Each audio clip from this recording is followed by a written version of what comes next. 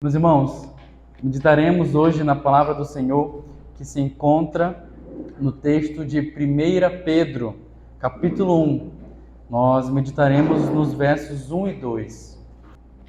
1 Pedro, capítulo 1, versos 1 e 2. Assim diz a palavra do Senhor. Pedro, apóstolo de Jesus Cristo, aos eleitos que são forasteiros da diáspora, no Ponto, na Galácia, na Capadócia, na Ásia e na Bitínia, eleitos segundo a presciência de Deus Pai, em santificação do Espírito, para a obediência e a aspersão do sangue de Jesus Cristo. Que a graça e a paz lhes sejam multiplicadas. Amém. Vamos fechar nossos olhos e orar mais uma vez ao Senhor. Senhor nosso Deus, nós estamos diante da Tua palavra e nós louvamos a Ti, Senhor, porque o Senhor se revelou através da Tua palavra a nós e o Senhor, pela Sua graça, tem sustentado o Seu povo ao longo da história. O Seu povo eleito que é forasteiro nessa terra, mas que é sustentado pelo Senhor. Nós queremos te pedir que o Senhor esteja também trabalhando neste momento em nossos corações, de modo que toda a cegueira espiritual, toda a surdez, tudo aquilo que venha nos impedir de nos deleitarmos e contemplarmos a Tua glória na Tua palavra, tudo isso seja lançado fora e que o Senhor então brilhe gloriosamente em nossos olhos, em nossas mentes e que nosso coração então seja cheio do Teu Evangelho, cheio da Tua palavra, Senhor. No nome de Cristo, nosso Rei, nós oramos. Amém. Amém. Meus irmãos, a exposição de hoje, ela está baseada no início da primeira carta do apóstolo Pedro. Carta essa que foi escrita em um contexto onde o Evangelho, desde o seu período da igreja primitiva, o Evangelho já recebia um tratamento hostil. Afinal, desde a vinda de Cristo, o Evangelho, em algum nível, foi perseguido. Não sendo, então, diferente no contexto dessa carta. Assim, o apóstolo Pedro, ele escreve ela com o propósito de encorajar os irmãos que recebessem e que lessem essa carta, encorajá-los a permanecerem firmes na fé, em meio às provações e perseguições que eles viessem a passar. E como nós vamos perceber, esse tom encorajador está presente desde o início da carta. E Pedro trará esse encorajamento lembrando quanto à identidade que o povo de Deus, incluindo aqueles irmãos que estavam recebendo a carta, tem. Mas antes de nos dedicarmos especificamente ao texto propriamente dito, há um resumo relacionado ainda à carta como um todo, que o pastor John Piper fez em uma sentença. E eu gostaria de ler aos irmãos. Ele então fez em uma sentença, buscou resumir o tema da carta de 1 Pedro. Ele disse assim: no cuidado onipotente de Deus por vocês, como povo escolhido, recém-nascido, perdoado, amado e capacitado pelo Espírito de Deus, estejam tão plenamente satisfeitos na promessa da graça e da glória de Deus, que suas vidas sejam marcadas por abençoar seus adversários e transbordar com boas ações, com o objetivo de que os descrentes sejam conquistados e desfrutem da glória de Deus com vocês para sempre. Percebe então que até no resumo que o pastor John Piper buscou fazer, fica perceptível que o relacionamento com aqueles que estariam ao redor dos cristãos é um tema abordado na carta, né? E nosso foco hoje, então, será nessas palavras iniciais do apóstolo Pedro, que ele escreveu nessa carta.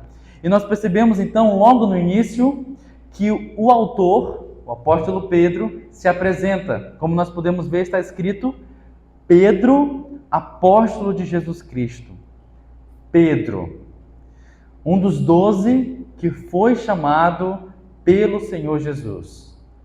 Pedro, testemunha ocular das obras de Cristo, da sua morte, da sua ressurreição.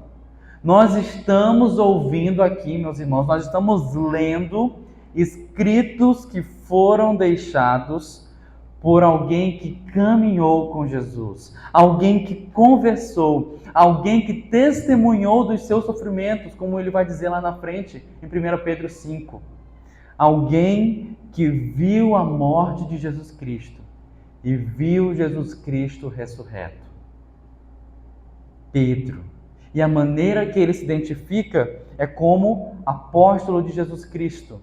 Apóstolo, um porta-voz, alguém autorizado pelo próprio Cristo a ser o seu porta-voz.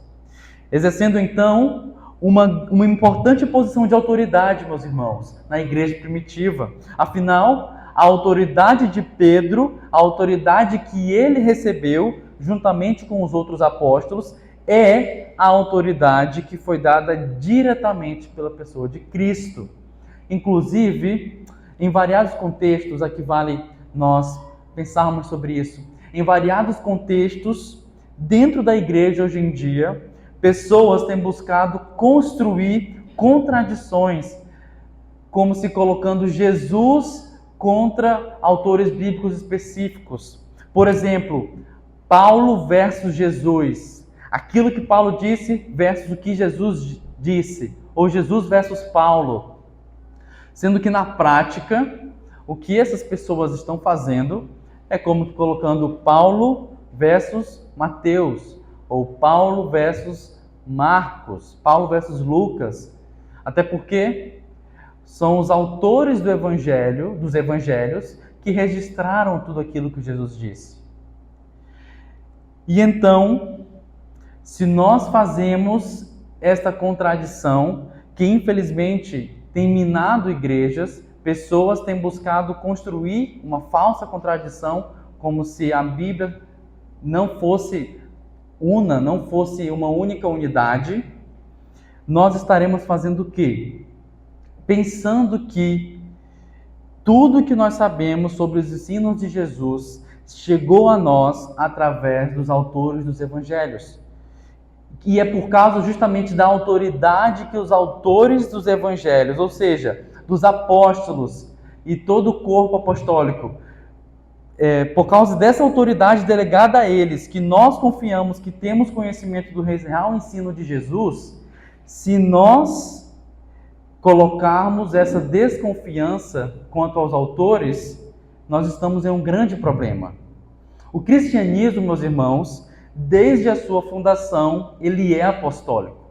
E aqui eu não me refiro às falsas autoalegações, autodenominações que falsos profetas hoje colocam, colocando-se como apóstolos. Isso é outro problema, não é disso que eu estou falando. Estou falando da igreja desde sua origem, sendo apostólica. O seu fundamento é apostólico, pois ela é baseada na doutrina dos apóstolos, apóstolos de Jesus. E se nós então rejeitamos a autoridade dos apóstolos, nós rejeitamos a autoridade de Jesus. E se rejeitamos a autoridade de Jesus, rejeitamos a autoridade do próprio Deus. Mas então, é de um dos apóstolos, é de um daqueles que foi separado, foi chamado para ser porta-voz do próprio Cristo, que essa carta foi escrita. Logo, tais palavras são ditas no nome de Jesus, pois ele deu a autoridade a Pedro. Então, estamos lendo uma carta que foi escrita por Pedro, uma carta que foi escrita por Pedro, o apóstolo, e apóstolo de Jesus Cristo. Esses escritos aqui, então, não são um conjunto de ensinos colocado por um discípulo de um professor qualquer, por um discípulo, por um seguidor de um mestre qualquer. Não, meus irmãos, não é de um homem morto que Pedro é discípulo, como se ele fosse mais um aluno de Aristóteles, um famoso filósofo grego, ou de Platão, ou de Sócrates. Não, não é, meus irmãos, mas é do único que ressuscitou dos mortos. É do mestre dos mestres, daquele que subiu aos céus e está assentado à direita de Deus, com os anjos, poderes e autoridades sujeitos a ele. E ele reina hoje como rei sobre o universo. É desse Jesus que Pedro é apóstolo. E logo após, então, a apresentação de si mesmo, o apóstolo Pedro, ele escreve para quem a carta estava sendo endereçada originalmente. Como nós podemos ver, como está escrito aqui, aos eleitos que são forasteiros da diáspora, no Ponto, na Galácia, na Capadócia, na Ásia e na Bitínia. Quanto a esses lugares, essas cidades que foram citadas, esses lugares são os nomes de 6 províncias romanas na região da Ásia Menor, que é a região da atual Turquia, o país da Turquia. Deste modo, a região geográfica em que a carta foi originalmente enviada é bem clara. Ao mesmo tempo, as palavras com que Pedro se dirige aos seus destinatários, as palavras que estão antes dessas 6 províncias, elas podem nos levar a perguntar quem eram especificamente essas pessoas. Acompanhe comigo as palavras que ele diz antes das 6 províncias. Aos eleitos que são forasteiros da diáspora. Ou, em outras versões, aos eleitos exilados da dispersão.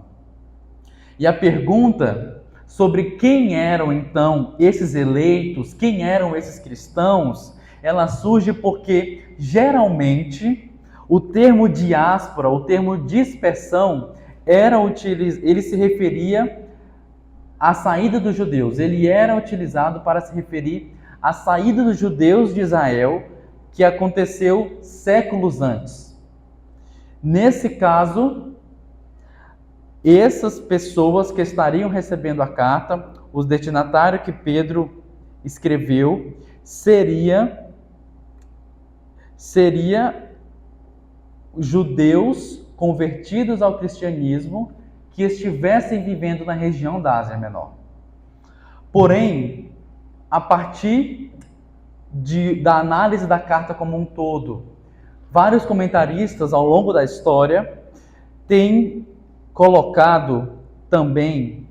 proposto também que o termo forasteiros ou exilados da diáspora, ele não se refere estritamente aos judeus convertidos nessa carta aqui, mas na verdade, tendo em vista outras partes da carta, nos leva a entender que Pedro escreveu para cristãos de maioria gentílica, ou seja, cristãos que não eram de raiz judaica, né? não eram judeus e se converteram ao cristianismo. Sendo assim, meus irmãos, tendo isso em mente, forasteiro e exilado é utilizado para se referir à realidade de todo o povo de Deus, de todo o verdadeiro Israel. E se nós considerarmos qualquer uma dessas duas possibilidades, no fundo, a aplicação que eu estou fazendo vai permanecer, porque a realidade, a identidade de que o povo de Deus é forasteiro, ela é clara por toda a Escritura. Sendo assim, esse povo que vive no exílio deste mundo caído, que não é daqui, mas está aqui, é a realidade de cada crente que vive como forasteiro. Hebreus 11:13 é uma das passagens que também aponta para essa metáfora. Veja só o que está escrito em Hebreus 11:13. Todos estes morreram na fé, se referindo aos heróis da fé. Não obtiveram as promessas, mas viram-nas de longe e se alegraram com elas, confessando que eram estrangeiros e peregrinos na terra. Vejam só, confessando que eram estrangeiros e peregrinos na terra. E essa é a realidade que o apóstolo Pedro traz logo no começo da carta. Os cristãos que vivem nesta terra estão fora do seu reino. Os cristãos que vivem nesta terra estão fora do céu, estão fora da presença plena de Jesus, que é o seu lar original, que é de onde nós somos. A presença plena de Jesus é o lugar em que cada crente não só está destinado, como pertence. E é por isso, então, que todo crente é um forasteiro. Todo um crente é um peregrino que está aqui de passagem. É um exilado neste mundo. Nós estamos no mundo, mas não somos dele. O Senhor Jesus orou isso. Em João 17, na sua oração sacerdotal, ele disse: eles não são do mundo, como também eu não sou. Eles não são do mundo, como também eu não sou. Filipenses 3:20 é outra passagem, agora o apóstolo Paulo também vai falar nessa mesma perspectiva. Filipenses 3:20 nos diz: pois a nossa pátria está nos céus, de onde também aguardamos o Salvador, o Senhor Jesus Cristo. A nossa pátria está nos céus. Nós, meus irmãos, somos apenas secundariamente cidadãos dessa terra. Nós somos apenas secundariamente cidadãos brasileiros. Sabe por quê? Porque a nossa cidadania essencial e primária é celestial, é no céu. E é por isso que todo crente é um forasteiro. Forasteiro em uma terra estrangeira, exilado, peregrino, não fazendo parte daqui. Forasteiro em uma terra com uma cultura, com um modo de viver que é diferente do modo de viver do céu. Uma cultura que é oposta à cultura celestial. O mundo e o seu modo de viver são, na verdade, não só diferentes, como hostil. Possui uma postura hostil. Um modo de viver que é naturalmente oposto ao modo de viver celestial, que é algo, inclusive, que Pedro aborda bastante nessa carta. Veja só, abra aí sua Bíblia, em 1 Pedro 2, já está aberta, né? No máximo passar uma página. 1 Pedro 2, versículos 11 e 12. Amados, peço a vocês, como peregrinos e forasteiros que são, que se abstenham das paixões carnais, que fazem guerra contra a alma, tendo conduta exemplar no meio dos gentios, para que, quando eles os acusarem de malfeitores, observando as boas obras que vocês praticam, glorifiquem a Deus no dia da visitação. Percebem o conflito existente? Percebem a realidade conflitante que Pedro já conhecia e os nossos irmãos lá da Ásia Menor já testificavam, já recebiam? Vocês, olha o que está escrito, cristãos, como peregrinos e forasteiros que vocês são. Eles já lembram novamente, vocês não são daqui. E por causa disso, abstenham-se das paixões carnais, abstenham-se das paixões deste mundo, abstenham-se do modo de viver que esse mundo tem como natural, não só como natural, mas que bom. Aquilo que o mundo tem como bom é a paixão carnal, aquilo que é natural no sentido de que vem da natureza pecaminosa. E essa natureza, essas paixões carnais, Pedro vai dizer, elas fazem guerra contra a alma forasteira. O ar que o mundo respira deseja paixões carnais, deseja o pecado. Existe o forasteiro,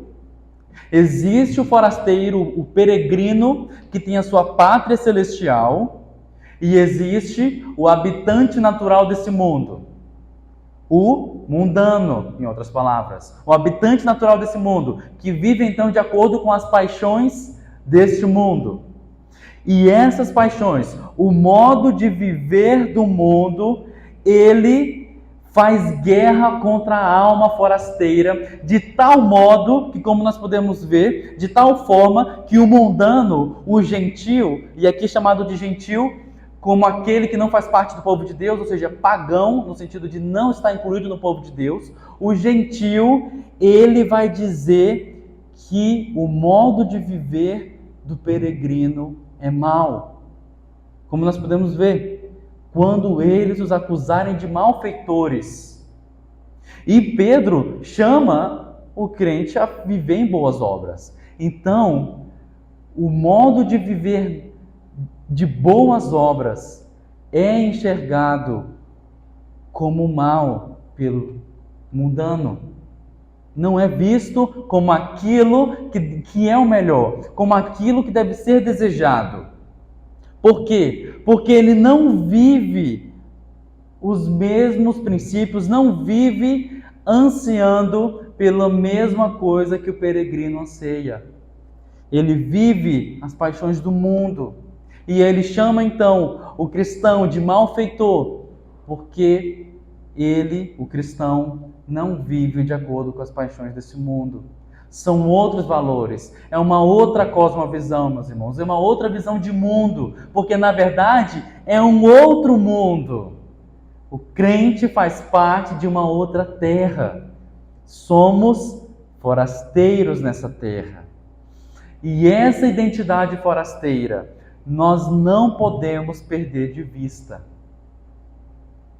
Imagine comigo, falando ainda em cultura, vamos falar da nossa cultura local. O povo acreano ama apresentar as peculiaridades da sua região, aqueles que vêm conhecer a nossa região, né? Por exemplo, a farinha sem igual da nossa terra. O cupuaçu, da nossa região amazônica, que faz um creme maravilhoso, faz um suco maravilhoso, um bombom de cupuaçu. O tacacá, que às vezes tem muita resistência dos de fora, mas que o acreano recebe como parte da sua cultura e defende ela. O açaí, todos esses elementos, várias coisas especiais que o acreano gosta e não só gosta, como apresenta e se delicia, desfruta, tem autoestima por elas. E assim como os acreanos amam apresentar, compartilhar, desfrutar e estimar as peculiaridades do Acre, os habitantes naturais deste mundo, os mundanos, têm as coisas deste mundo como muitíssimo caras. Eles enxergam os recursos deste mundo como o que é mais valioso. Os valores desse mundo como os seus princípios de vida. São outros valores, meus irmãos, são outros princípios. Porém, os eleitos são forasteiros. Aquilo que é precioso ao forasteiro não é o mesmo que é para o mundano. Os princípios do forasteiro são diferentes. Os desejos do forasteiro são diferentes. As virtudes que o forasteiro tem como autoestima são diferentes. Outra pátria tem o seu coração e é ela que vai o definir. Por isso, é uma outra visão de mundo, é uma outra intenção. Por isso, meus irmãos, nós não podemos perder de vista a identidade forasteira do crente. E em seguida, no versículo 2, o apóstolo Pedro, ele faz uma expansão quanto à identidade dos cristãos. Como nós podemos ver, está escrito: eleitos segundo a presciência de Deus Pai, em santificação do Espírito, para a obediência e a aspersão do sangue de Jesus Cristo. Nós temos aqui, então, um recheio rico, profundo e denso teologicamente, no meio da saudação do apóstolo Pedro. Enquanto ainda ele está falando para quem ele escreve, ele já traz um recheio incluído na identidade dos seus destinatários, do povo de Deus. E Pedro colocou esse recheio em 3 sentenças grandiosas, 3 afirmações. E essas sentenças, elas são ligadas justamente à identidade do cristão como eleito exilado. Desse modo, o nosso alvo aqui, nesse momento, será compreender as conexões que Pedro colocou para nós, ficando divididas então em 3 partes: a fonte, o meio e o propósito. A fonte da identidade do cristão como eleito e forasteiro, o meio que torna essa identidade em realidade e o propósito dela.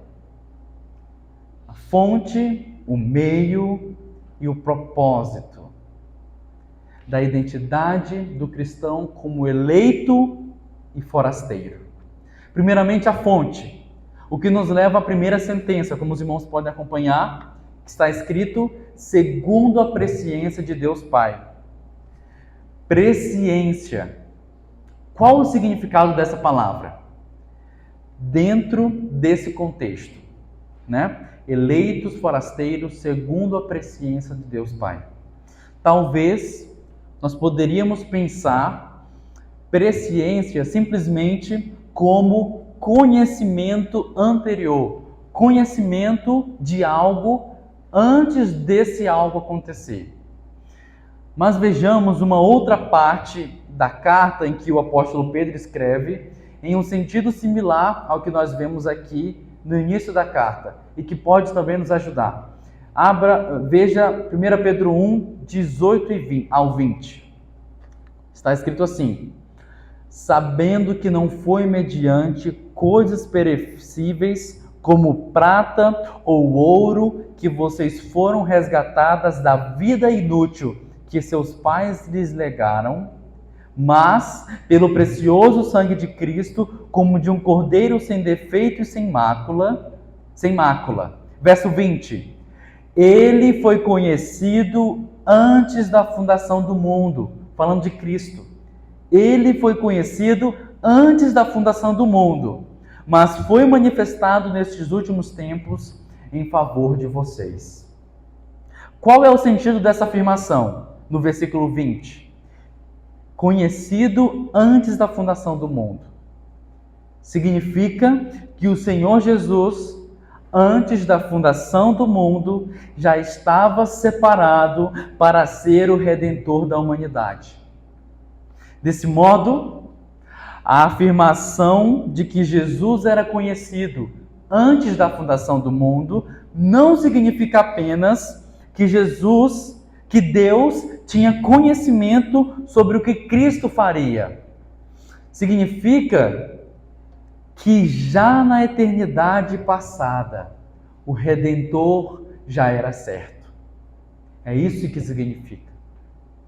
Não é essa história corrente, meus irmãos, a história que nós vivemos, que define as intenções eternas do Senhor. Mas é o contrário. É o soberano Senhor e eterno que, em sua perfeita sabedoria, que ao definir que o Cristo resgataria os seus eleitos, ele então entra na história e transforma a história da humanidade. E o sentido, então, desse conhecimento antes da fundação do mundo é próximo a essa presciência que nós vemos no início da carta. O sentido dessa presciência, então, é uma presciência de conhecer já na eternidade divina, conhecer com intimidade. Antes da história humana existir, antes da fundação do mundo. E esse conhecer de Deus não era um mero saber sobre os eleitos. Não. Até porque, nesse sentido, Deus sabe todas as coisas, Ele é onisciente. Esse conhecer de Deus vai além disso. Nesse contexto do uso das palavras, conhecer revela um conhecimento íntimo da parte de Deus. Veja o que 1 Coríntios 8,3 nos diz. Mas, se alguém ama a Deus, esse é conhecido por Ele. Mas, se alguém ama a Deus, esse é conhecido por Ele. O apóstolo Paulo, ao escrever essa passagem, ele poderia escrever, mas se alguém ama a Deus, esse é regenerado por Ele. Ele poderia. Ou então, mas se alguém ama a Deus, ele é chamado por Ele. Ele é salvo por Ele. Ou então, se alguém ama a Deus, esse nasceu de novo. Mas Paulo escolheu dizer, se alguém ama a Deus, esse é conhecido por Ele. Então, conhecer é algo que Deus faz, que está relacionado ao ato e iniciativa de Deus em amar. Não é um simples conhecimento de já saber e prever o futuro, meus irmãos, como se Deus não estivesse envolvido nele, mas sim que Deus decidiu antes da fundação do mundo, e isso sendo revelado quando essa pessoa então ama a Deus, que Deus já o conhecia. Então, se alguém ama a Deus, esse alguém era conhecido por Deus desde antes da fundação do mundo. E não era um conhecido só de saber quem era, mas conhecido porque Deus o chamou para si.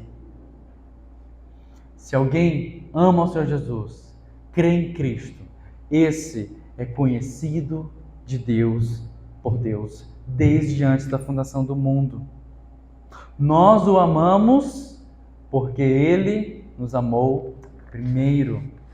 Então, retornando a 1 Pedro, a primeira sentença desse recheio que nós estamos vendo, está falando sobre a realidade presente e também eterna, afirmando que ambas, a identidade eterna como eleito e também a sua identidade temporária como forasteiro, ambas estão alinhadas com o saber, com o conhecer amoroso de Deus. A realidade eterna e a realidade presente dos cristãos está enraizada e sustentada por um amor de Deus que já existiu antes mesmo do mundo existir. E isso, meus irmãos, a implicação disso é que o mesmo Deus que viu o crente, viu o seu eleito, que viu você crente no Senhor, antes da fundação do mundo, Ele vê você também hoje, forasteiro. Ele o conhece. A realidade eterna e a realidade presente está sustentada por um amor de Deus que já existiu antes mesmo de nós existirmos.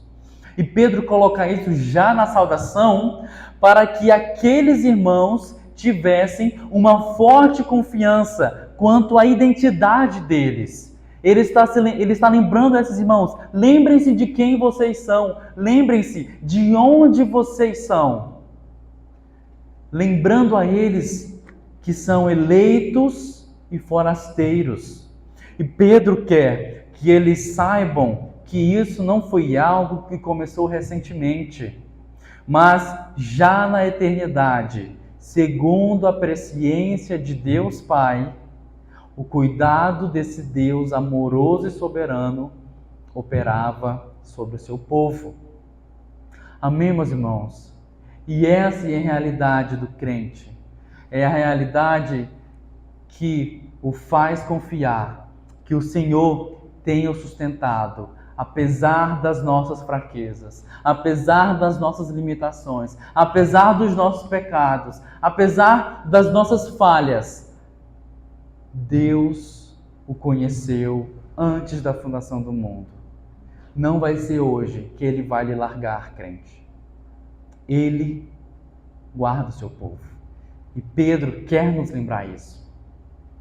Então, ele parte para a segunda sentença. Vimos a fonte da identidade do crente como peregrino e exilado. E agora, então, nós veremos o meio que realiza essa identidade. Como está escrito, eleitos e forasteiros, segundo a presciência de Deus Pai, em santificação do Espírito. Eleitos e forasteiros pela santificação do Espírito.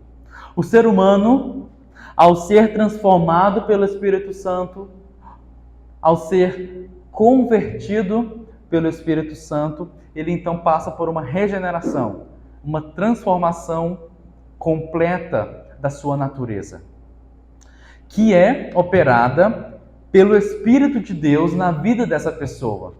E ao mesmo tempo, a pessoa então que é convertida pelo Senhor, ela recebe o Espírito Santo, que irá em meio aos dias e em meio às adversidades da vida do crente nessa terra, irá moldá-lo à imagem de Cristo. A realidade presente, não só a realidade eterna de santos, de transformados em santos, como também a realidade presente também está relacionada à santificação do Espírito Santo sobre o seu povo. Sendo assim, em outras palavras, Deus usa a nossa vida forasteira para que Cristo também seja moldado em nós. O crente é santificado através das adversidades. E Pedro quer lembrar isso aos seus leitores. Vejam, vocês são eleitos. Vocês têm a segurança plena de que a vida de vocês está segura no Senhor. E se lembrem então que nessa terra vocês são forasteiros. Mas Deus é tão gracioso que até mesmo durante o tempo que vocês estão aqui temporariamente, Ele está trabalhando para a santificação de vocês, para que Cristo cada vez mais seja visto e proclamado através do seu viver, não só das suas alegrias, como também das suas dores.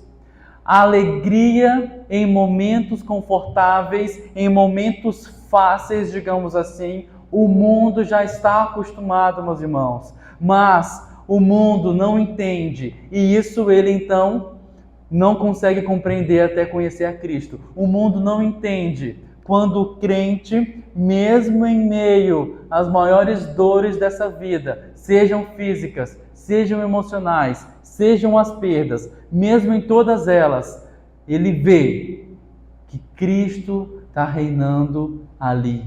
Ele vê que a confiança, que a esperança daquele forasteiro não está nessa terra que ele pisa. Ele vê que a confiança está mais acima das suas cabeças, está no céu.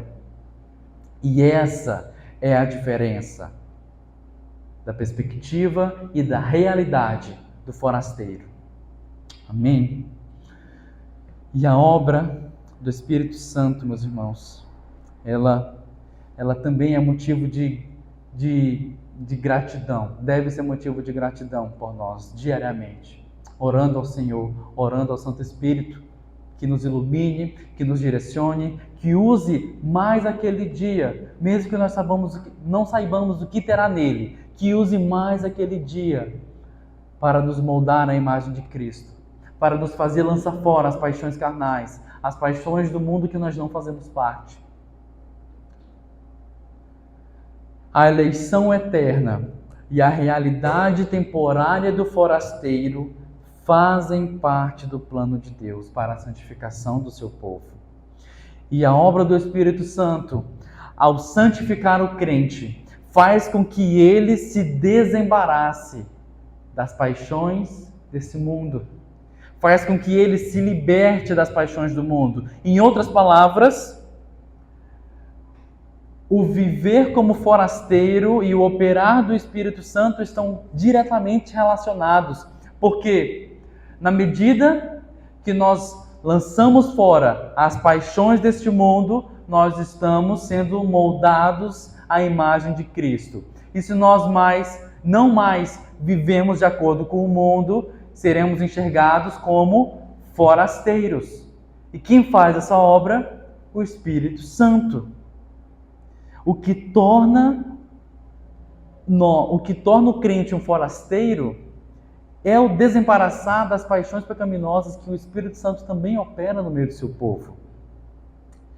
E a terceira sentença, após nós termos visto que é segundo a presciência de Deus Pai que nós somos eleitos e peregrinos, e que é pela santificação do Espírito que isso é realizado, nós chegamos no propósito disso, que é a terceira sentença, para a obediência de Jesus Cristo e a aspersão do seu sangue.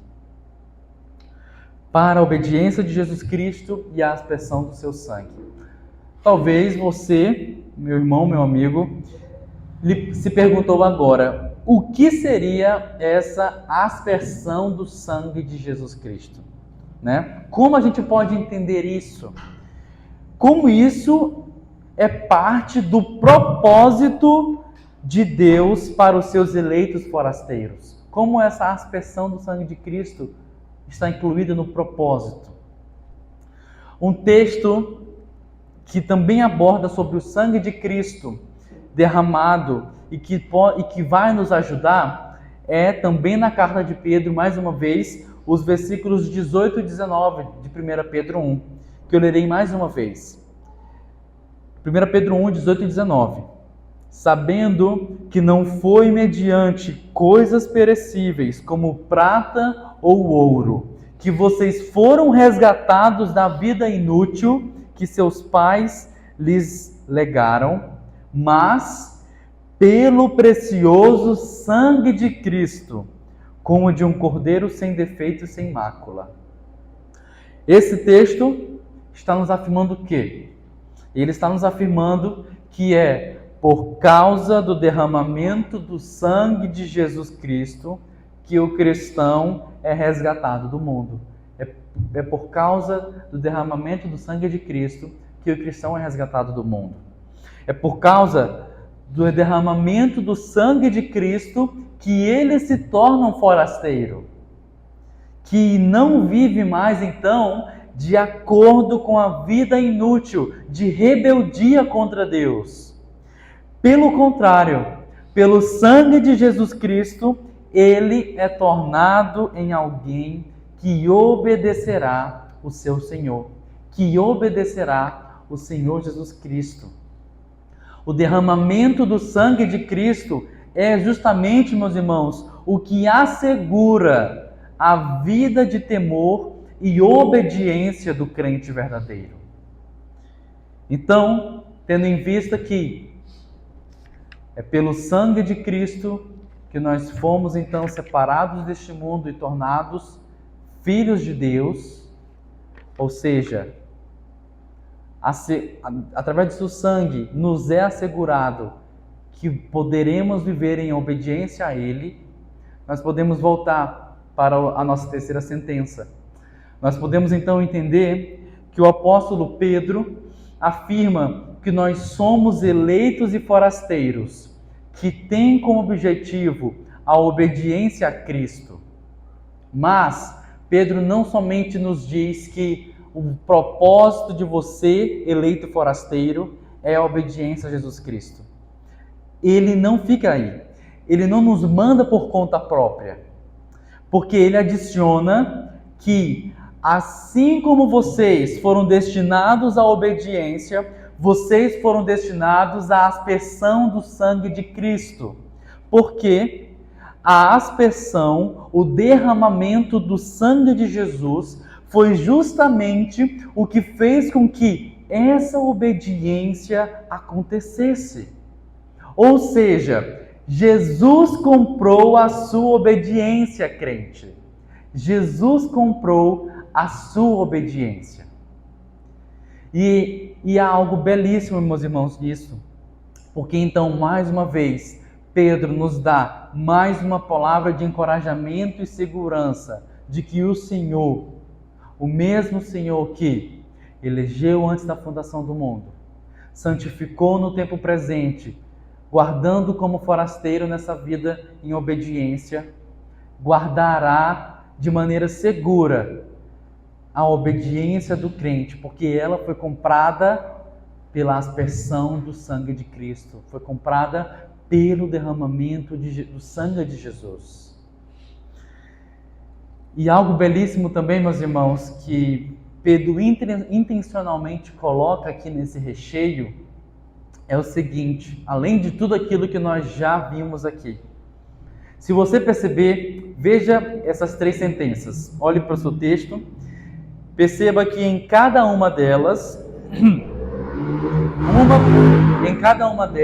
uma pessoa da Trindade é ressaltada.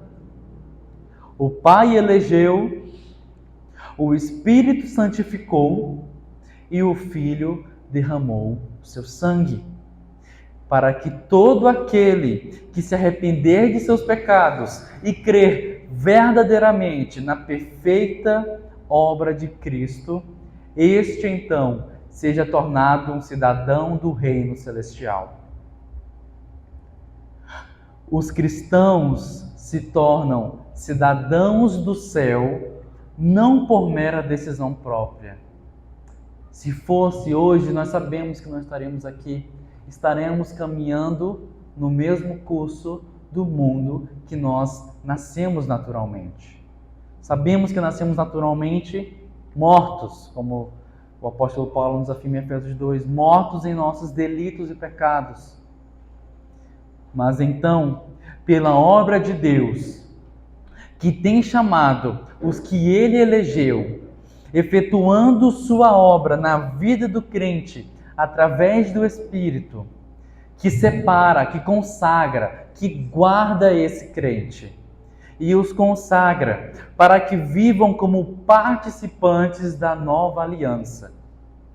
No Antigo Testamento, o povo de Israel jurava obediência e era então aspergido, era como se fosse lançado gotículas do sangue do cordeiro que foi sacrificado. Porém, agora, tal libertação para obedecer torna-se possível e plenamente segura por causa do sangue de Cristo, que não falha e é pleno, é completo. Não precisamos mais de cordeiros, porque o Cordeiro de Deus que tira o pecado do mundo, aquele que plenamente satisfez a ira de Deus, esse já teve o seu sangue derramado. E então, por essa segurança, que o crente verdadeiro pode também confiar que mesmo que dias acorde com tentações mais fortes, acorde com o seu coração ou a sua mente ouvindo vozes de que você não é de outra pátria, você é dessa pátria mesmo, você é dessa terra. Viva de acordo com ela, viva de acordo com as paixões mundanas. Mesmo que hajam dias que essa voz seja mais forte, nós podemos hoje ter a certeza e ter a segurança de que o Senhor preservará, zelará pelo seu povo por causa do derramamento do sangue de Cristo. Atos 13:39 nos diz: por meio dele, todo o que crê é justificado de todas as coisas das quais vocês não puderam ser justificados pela lei de Moisés.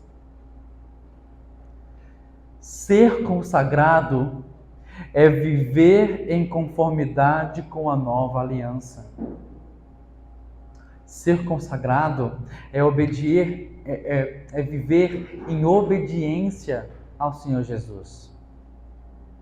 Essa passagem, meus irmãos, ela nos ensina que os cristãos, apesar de serem forasteiros na perspectiva horizontal, na perspectiva desse mundo, estes mesmos que são forasteiros são eleitos, são escolhidos pelo Senhor, são separados diante do Senhor.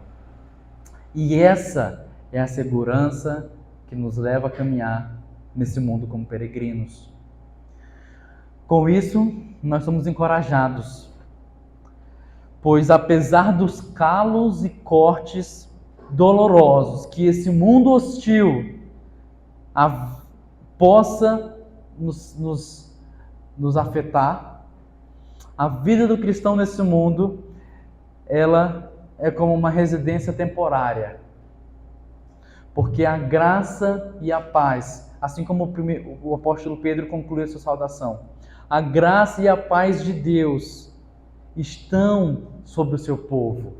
E paz com Deus, por causa do sangue de Cristo Jesus. A graça de Deus alcançou o seu povo, e por isso a paz de Deus sobre o seu povo nos faz caminhar nessa terra. Se nessa noite você identificou que a sua identidade ainda é a de habitante natural desse mundo, saiba que hoje ainda é possível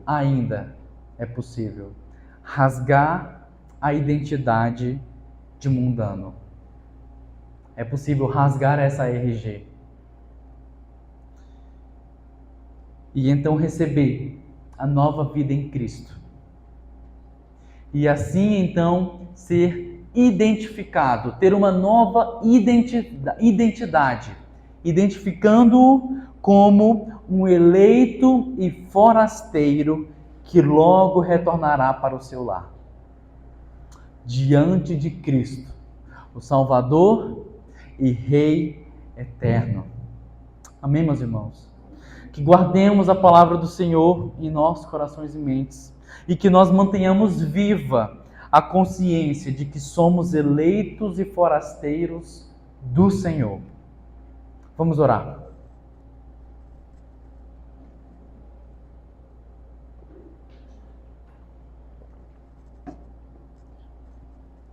Santo Deus, que glória!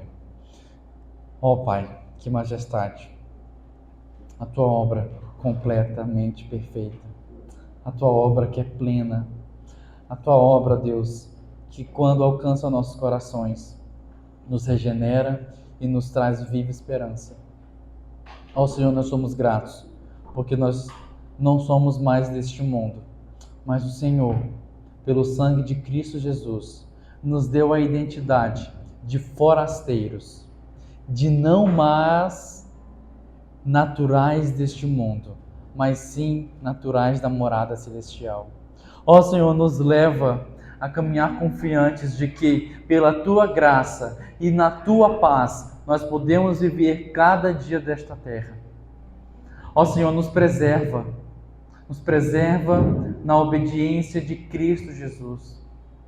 Que o Teu Santo Espírito realize cada vez mais a Tua obra, de modo que nós cada vez mais sejamos identificados como forasteiros, lançando fora as paixões deste mundo e caminhando em santidade como povo celestial. Ó Pai, nós Te louvamos, porque nas Tuas mãos, desde antes da fundação do mundo, o Teu povo foi encontrado. Guia-nos, Deus, por esses dias, enquanto esperamos o retorno para a nossa casa, Senhor. Nós oramos em nome de Cristo Jesus. Amém e amém.